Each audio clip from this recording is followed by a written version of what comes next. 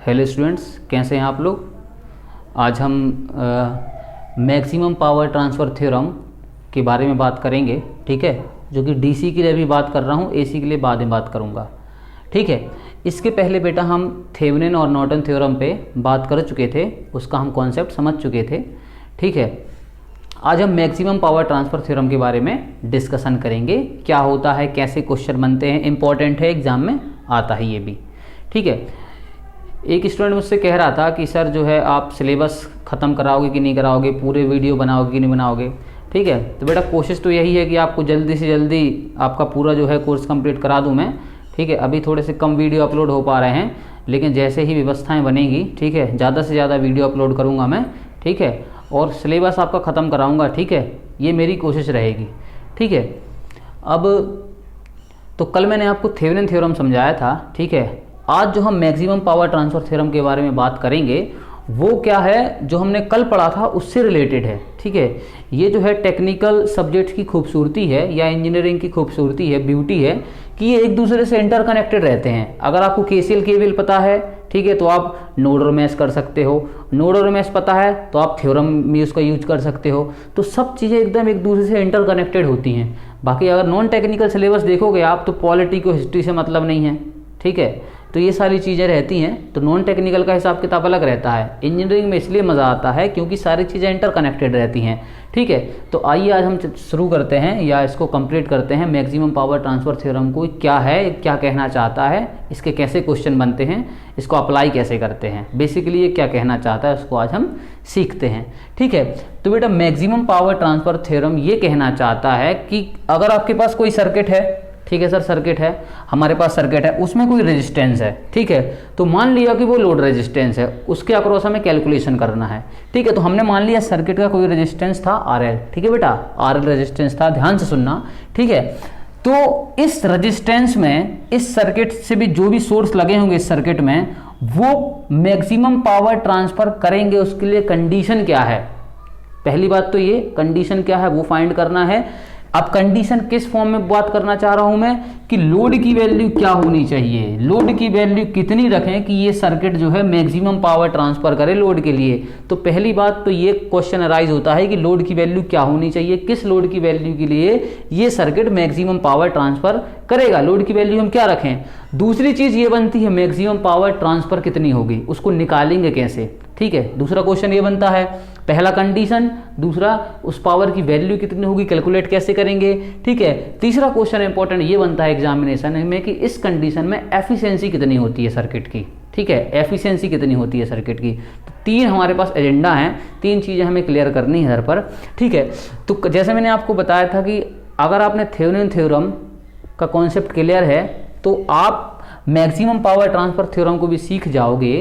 क्योंकि देखो ये सर्किट था, इस सर्किट को हमने पहले थेवेनिन इक्विवेलेंट में बदला। ये क्या है, ये थेवेनिन थ्योरम का इक्विवेलेंट है। थेवेनिन थ्योरम की मदद से हम सर्किट को ऐसा चेंज कर सकते हैं, कल मैंने आपको बताया था।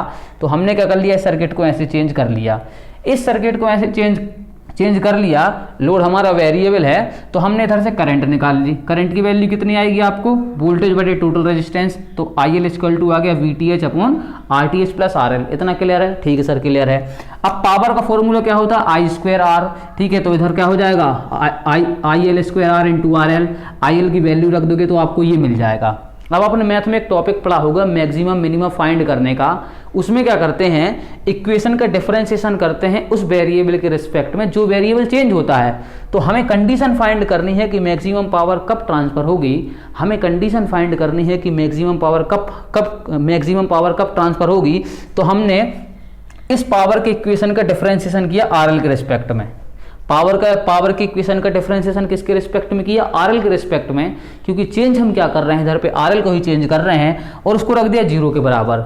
जब आप इसको सॉल्व करोगे तो आपके पास एक कंडीशन निकल के आएगी, ठीक है। वो कंडीशन होगी RL इक्वल टू RTH। क्या कंडीशन होगी, RL इक्वल टू RTH, ठीक है।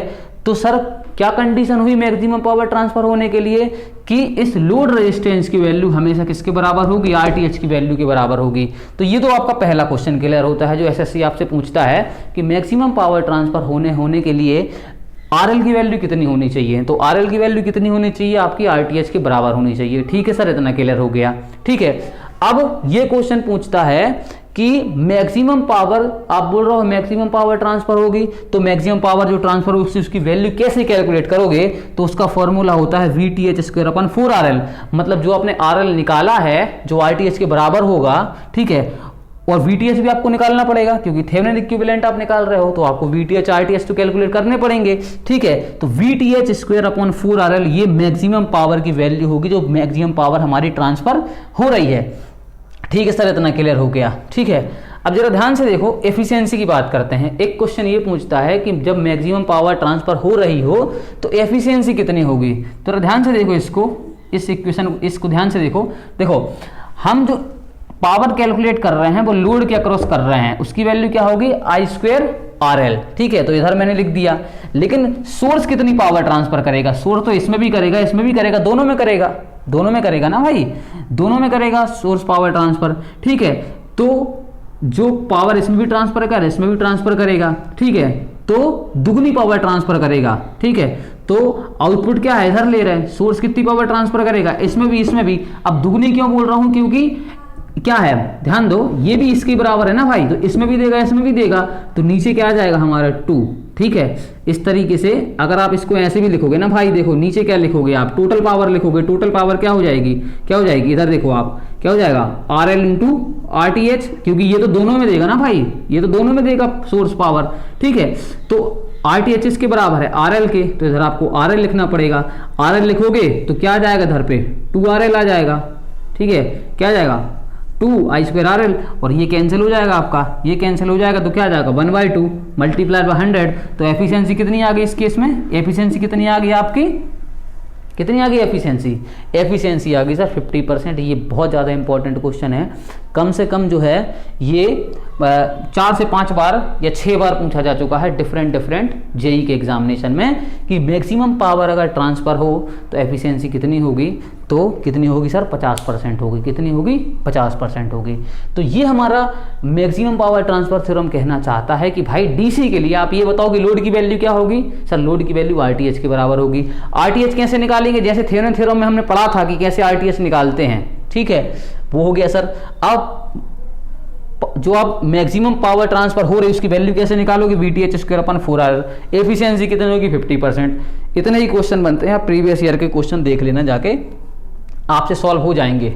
एक बात और, ठीक है, एक बात और कि ये जो है ये थ्योरम जो है आपका पॉलिटेक्निक वालों के लिए नहीं है, सिर्फ और सिर्फ बीटेक वालों के लिए है, ठीक है, केवल बीटेक वाले ये पढ़ते हैं, पॉलिटेक्निक वाले नहीं पढ़ते हैं, ठीक है। लेकिन आप एसएससी आपसे एग्जाम में क्वेश्चन पूछता है तो आपको करना ज़रूरी है, ठीक है बेटा, इतना हुआ क्लियर, ठीक है। तो मैं आपको इधर पे एक चीज़ और पढ़ाना चाहता हूँ, ठीक है, एक टॉपिक और पढ़ाना चाहता हूँ इसके साथ साथ, ठीक है। वो जो हमने कल पढ़ा था ना थेवेनिन और नॉर्टन, ठीक है, उसमें रिलेशन होता है, उससे भी एसएससी क्वेश्चन पूछता है। थेवेनिन और नॉर्टन दोनों को मिला के क्वेश्चन बनाता है एसएससी, ठीक है।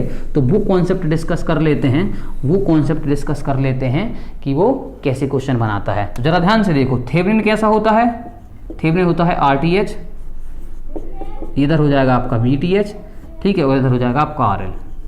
ये कौन बोलता है, ये बोलता है सर थेवेनिन, ठीक है। अब इसमें आप सोर्स ट्रांसफॉर्मेशन लगाओ, देखो सोर्स ट्रांसफॉर्मेशन क्या बोलता है, किसी भी प्रैक्टिकल सोर्स को हम प्रैक्टिकल करंट, किसी भी प्रैक्टिकल वोल्टेज सोर्स को हम प्रैक्टिकल करंट सोर्स में चेंज कर सकते हैं। तो जैसे ही आप लगाओगे तो ये क्या बन जाएगा आपका करंट सोर्स, क्या बन गया सर, करंट सोर्स बन गया। लिख रहा हूं मैं IN, ठीक है, और इधर पे क्या आ जाएगा RTH कहाँ पे आ जाएगा पैरेलल में, ये सोर्स ट्रांसफॉर्मेशन है, ठीक है, और RL तो इधर पे था ही, ठीक है, RL जो कहते हैं हो गया, ठीक है सर। अब तो ध्यान दो, IN की वैल्यू कैसे निकालोगे आप, IN की वैल्यू कितनी आ जाएगी आपकी, इधर से निकलेगी VTH/RTH। RTH की वैल्यू निकाल लो, RTH की वैल्यू क्या हो जाएगी VTH/IN, ठीक है सर, इतना हो गया क्लियर। अब इधर से पूछता है वो क्या करेगा, आपको VTH और IN की वैल्यू दे देगा, मतलब थेवेनिन का वोल्टेज दे देगा, ठीक है, थेवेनिन का वोल्टेज दे देगा और नॉर्टन की करंट दे देगा, और बोलेगा कि बताओ भैया RTH कितना होगा। तो आप निकाल नहीं पाओगे क्योंकि आप दोनों को मिक्स नहीं कर पाओगे ना, वहां पे अगर आपको इस तरीके का क्वेश्चन दे दिया तो आप सॉल्व नहीं कर पाओगे, लेकिन अब आप कर पाओगे क्योंकि मैंने आपको कॉन्सेप्ट बता दिया है। ध्यान दो, अगर हमारे पास नॉर्टन दिया है तो हम उसको थेवेनिन में बदल सकते हैं, अगर हमने नॉर्टन से सॉल्व किया तो उसको थेवेनिन में बदल लोगे, और थेवेनिन से सॉल्व किया तो नॉर्टन में बदल लोगे, करोगे? किसकी मदद से? सोर्स ट्रांसफॉर्मेशन की मदद से। मैंने बताया था सोर्स ट्रांसफॉर्मेशन क्या होता है, किसी वोल्टेज सोर्स को करंट सोर्स में बदल लेते हैं, ठीक है। तो एक प्रकार से जो है जो नॉर्टन था वो नकल चोट्टा था, ठीक है। उसने थेवेनिन का थ्योरम देखा, थेवेनिन थ्योरम देखा और उसमें सोर्स ट्रांसफॉर्मेशन लगा दिया। वो तो सही होना ही था क्योंकि सोर्स ट्रांसफॉर्मेशन तो पहले ही आ चुका था पिक्चर में। तो नॉर्टन ने इस तरीके से कर दिया और बोल दिया कि ये नॉर्टन थ्योरम है, ये नॉर्टन थ्योरम है, अब इसको आप ऐसे सीखो। तो नॉर्टन के फॉर्म में पढ़ना पड़ता है, लेकिन ज़्यादा जो महत्व है वो थेवेनिन थ्योरम का है। थेवेनिन थ्योरम ज़्यादा आपसे पूछा जाता है। तो आप क्वेश्चन कैसे बनेगा? क्वेश्चन आपसे ऐसे बनेगा कि आपको पता होना चाहिए VTH और IN होता क्या है, VTH और IN होता क्या है ये आपको पता होना चाहिए, तभी आप क्वेश्चन कर पाओगे। तो मैं आपको बताता हूँ कि VTH और RTH होता क्या है, ठीक है। तो ज़रा ध्यान से देखिए, कल मैंने आपको थेवेनिन नॉर्टन दोनों समझाए थे, है ना। थेवेनिन भी समझाया था और नॉर्टन भी समझाया था, है कि नहीं। तो ज़रा ध्यान दो, जो VTH था क्या, VTH क्या था? VTH था ओपन सर्किट वोल्टेज